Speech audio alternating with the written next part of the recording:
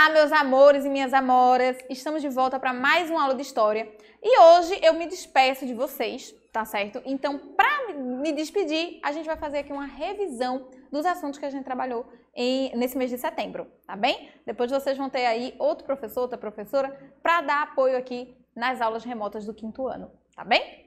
Vamos lá para a primeira questão, sem demora, sem enrolação. Primeira questão. Marque a única alternativa falsa a respeito de quais fenômenos naturais nos ajuda a medir a passagem do tempo. Letra A. Por meio de fenômenos sociais, como nascimentos e morte. Letra B. Por meio de fenômenos naturais, como a observação da passagem do dia para a noite. Letra C. Através da observação dos ciclos lunares.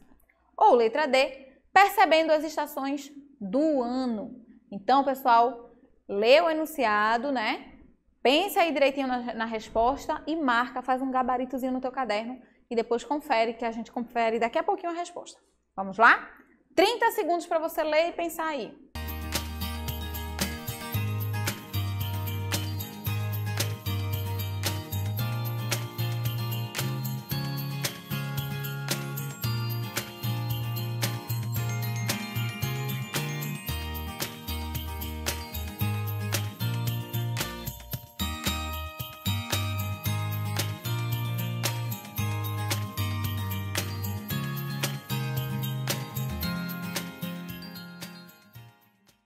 Bem, acertou quem marcou aí a falsa, né? Porque ele está pedindo a única alternativa falsa, gente. E ele quer fenômenos naturais que ajudem a medir a passagem do tempo. Aí, na letra A, fala de um evento social ali de nascimento e morte. É claro que nascimento e morte são fenômenos naturais, acontece com todo mundo, não é verdade?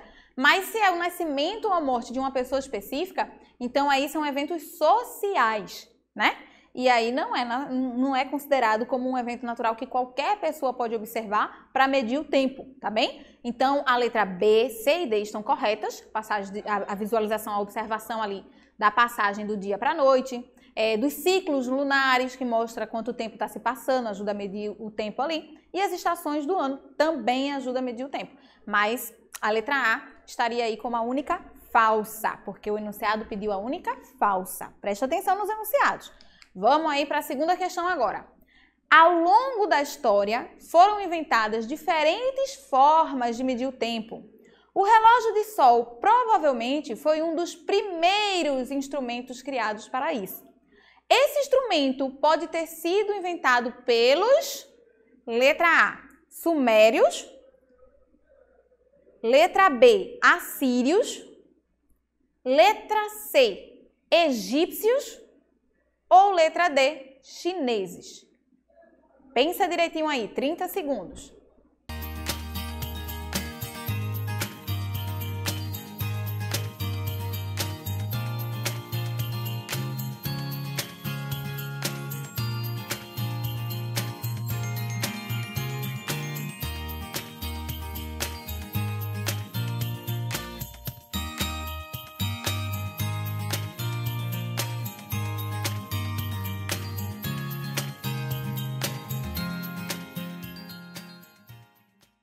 Bem, nós vimos sobre todas essas civilizações aí da antiguidade, né? E como resposta, a gente pode inferir, sugerir que foram os egípcios que criaram o relógio de sol. Por quê? Porque todo o calendário egípcio é baseado no sol. Então, a gente acredita que foram os egípcios que inventaram esse primeiro instrumento aí de medição de tempo como o relógio de sol, tá certo? Então, vamos para a próxima. Terceira questão. Quais dos instrumentos de medição do tempo abaixo pode ser considerado como clepsidra? Olha aí as imagens. Qual dessas imagens aí você acredita que é uma clepsidra? Acertou quem marcou a letra A, quem pensou na letra A. Clepsidra, gente, lembre-se, é a utilização da água, da passagem da água, para medir ali o tempo, tá certo? E medir unidades de tempo menores, como segundos, né? Porque a gotinha vai passando ali, e aí um balde tá cheio de água, tem um buraquinho só, e vai passando gota a gota ali, como se fossem segundinhos, enchendo o outro. E a partir do aumento do volume de água no outro balde, a gente consegue perceber quanto tempo se passou. Esse tipo de observação de medição de instrumento para medir o tempo, chamado de clepsidra, esse tipo de instrumento, superou o relógio de sol. Por quê? Porque o relógio de sol nos dias nublados ou nos dias chuvosos, ou à noite mesmo, não tinha como o relógio de sol funcionar. Já a clepsidra poderia ser utilizada em qualquer um desses momentos para medir o tempo, ok? Aí na letra B nós temos um relógio moderno. Na letra C nem é um instrumento de medição de tempo, né? É o que os astrônomos utilizam para observar o Sol e os outros astros, enfim, e criar os calendários, fazer previsões meteorológicas e tudo mais. E na letra D nós temos um calendário utilizado por algumas tribos daqui do Brasil, tá certo? Então vamos agora para a quarta questão. Os calendários são ferramentas de medição de tempo desenvolvidas com a intenção de, letra A, conseguir medir maiores intervalos de tempo. Letra B, medir as horas. Letra C, medir os segundos. Ou letra D, medir as estações do ano. 30 segundos para pensar aí.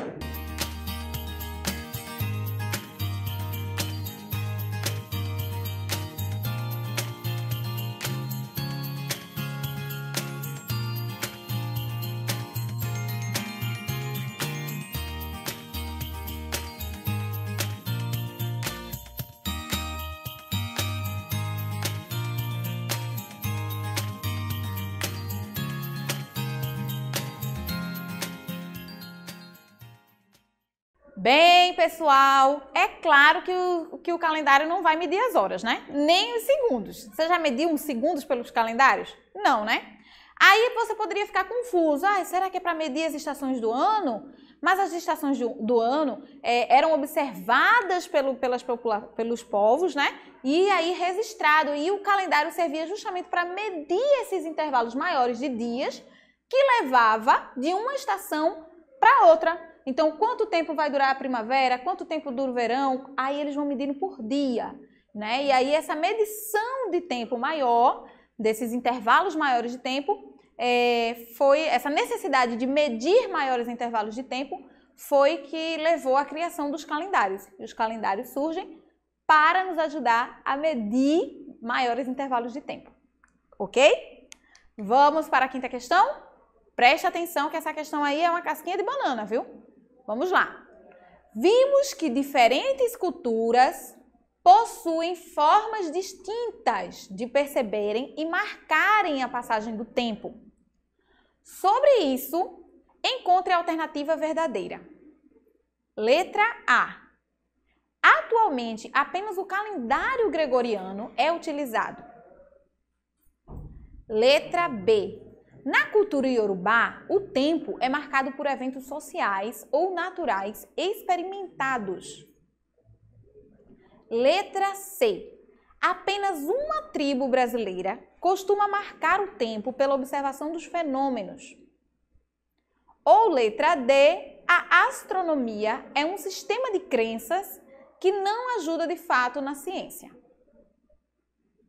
Pensa aí direitinho, 30 segundinhos.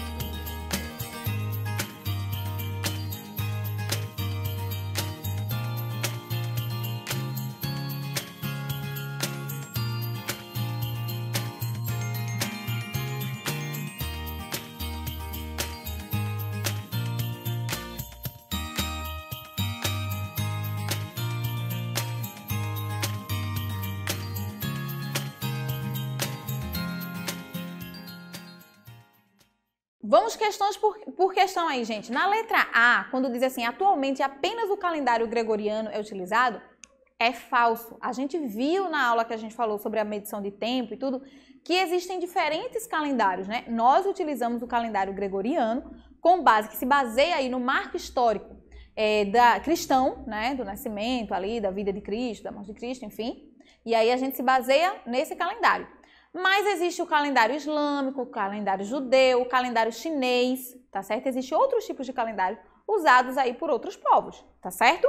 Então, assim, talvez em eventos sociais como da ONU e tudo mais, se fixe, se marque pra gente pelo calendário gregoriano.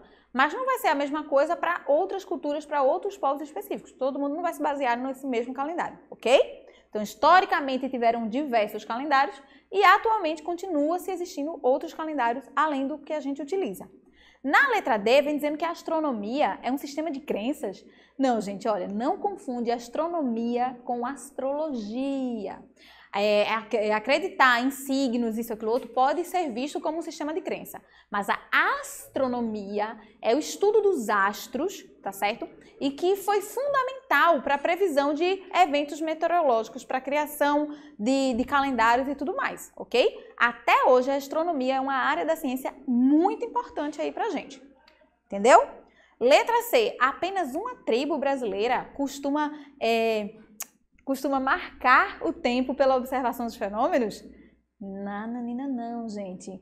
Na verdade, muitos povos, tanto daqui do Brasil quanto de outros locais, observaram fenômenos naturais, né? O nascer do sol, o sol se pondo, as estações, né? As fases aí da lua e tudo mais, são todos fenômenos naturais, para conseguir marcar o tempo e conseguirem se organizar, saber que horas vão plantar, quando que vão colher, né? Que dia vão colher, qual vai ser o período de colher ali da safra e tudo mais, tá? O período de colheita. Então, tudo isso eles utilizavam fenômenos naturais para marcar. E não foi diferente com os ameríndios, né? Com os povos originários daqui do Brasil, ok? Então, a letra B é aí a única alternativa verdadeira. Na cultura iorubá, o tempo é marcado por eventos sociais ou naturais experimentados. O cantar do galo, né? Quando a vaca deu leite ali, quando nasceu o bezerro, aquele bezerro que nasceu. Então, o tempo era marcado dessa forma. O dia começava quando o sol nascia, terminava quando as pessoas iam dormir e os momentos do dia não era marcado por hora, tá? Foi naquela hora ou eu vou te encontrar a tal hora. Não, era marcado por eventos experimentados socialmente, tá bem? Socialmente. E agora nós vamos para algumas questões, né, que tem no livro de história que alguns de vocês utilizam aqui em Vitória de Santo Antão, que é o da Buriti, tá bom? Então vamos aí para a primeira questão. Observe o retrato da família tirado nos anos de 1940 e descreva as diferenças que existem entre essa fotografia e as fotografias atuais. Então, observe aí, essa é uma fotografia antiga, né? Quais elementos dessa fotografia você consegue perceber e identificar que tem de diferente nas fotografias atuais que tiramos? 30 segundinhos na tela.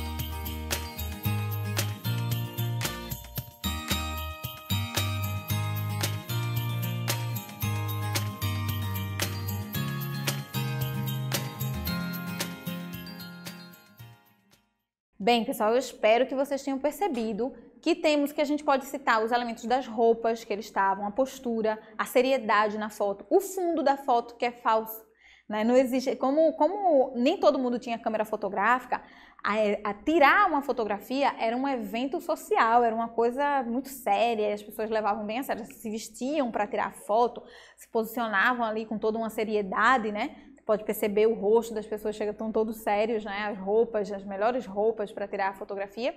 E o fundo, gente, não é real, é um fundo falso, um fundo fake que era colocado ali para poder tirar a foto, tá certo? E aí aquela foto provavelmente ficaria ali guardada de lembrança, né? Então esses são alguns elementos, a iluminação, tudo que a gente pode perceber diferente de hoje das fotos atuais.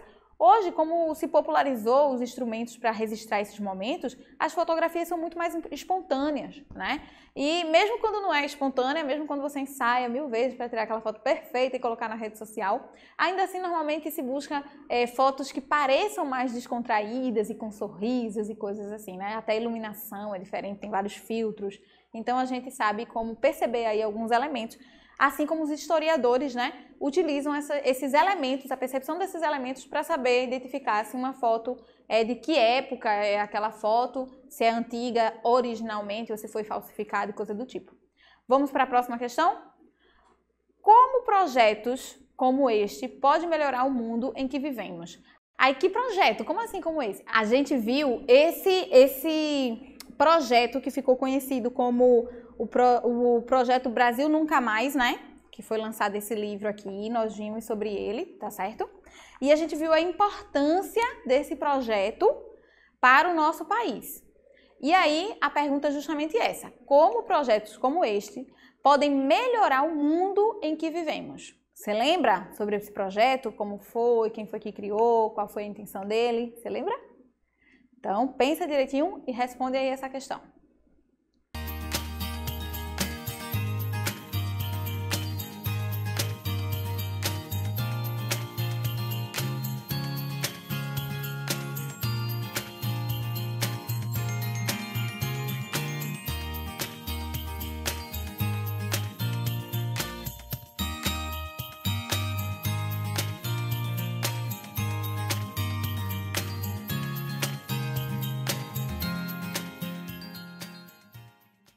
Ter consciência, gente, da própria história. Esses projetos nos ajudam a conhecer mais da nossa história. Pode ajudar os cidadãos a conhecer os direitos que possuem e as relações sociais e políticas do lugar onde vivem. Conhecer os crimes da ditadura divulgados pelo Brasil Nunca Mais pode ajudar a evitar que haja atentados futuros contra a democracia, preservando-se a liberdade. Então, é muito importante que a gente conheça aí nosso passado, que a gente saiba o que aconteceu. E projetos como esse, né, nos ajudam a saber sobre as coisas que aconteceram e aí evitar, para começar a perceber, ó, na época quando isso foi acontecer, aconteceu isso que era parecido e está acontecendo de novo. Então, opa, vamos impedir aqui de que haja novamente esse abuso aí contra os direitos humanos, né, contra os nossos direitos como cidadão brasileiro. Ok? E agora, as duas últimas perguntinhas de hoje. Quarta questão é: o que é a história oral? E aí, eu já até sugeri que vocês fizessem uma pesquisazinha sobre isso, né? Fizeram? O que é história oral? O que é que você pode dizer isso? O que é história oral?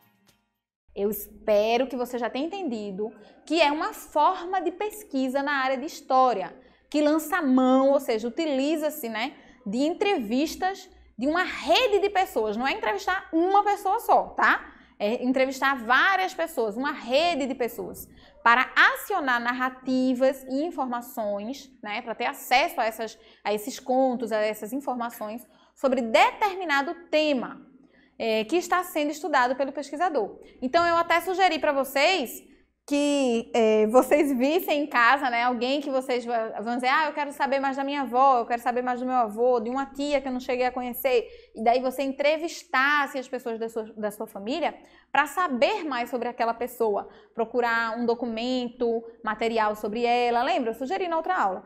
Então, essa atitude de sair entrevistando os familiares para saber, por exemplo, desse parente desconhecido, é uma forma de prática de entrevista oral, tá certo? E que nos ajuda a ter acesso, principalmente a informações que não são registradas, digamos assim, não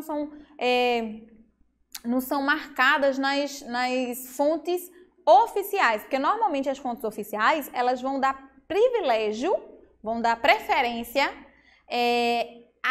ao grupo que está no poder. Então, se o grupo A está no poder, ele vai dar evidência, ele vai deixar registrado ali nos documentos oficiais tudo que beneficia a memória desse grupo A, do que eles acreditam, das ideologias dele, tá entendendo?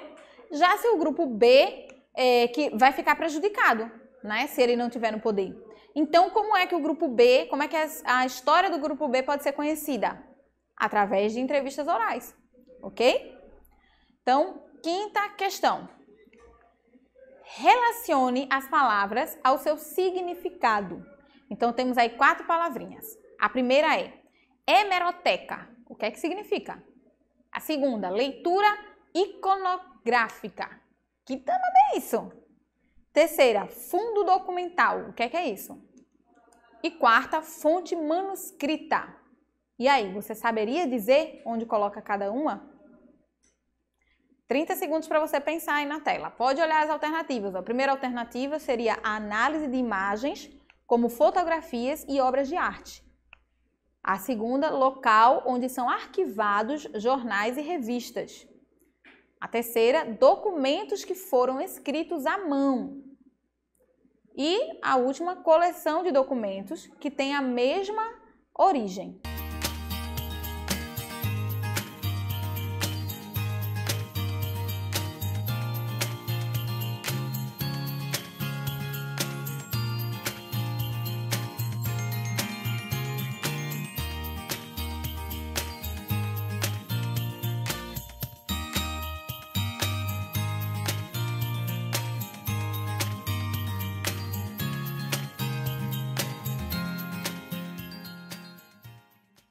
Então, pessoal, respondendo aí a quinta questão, a gente tem as seguintes respostas.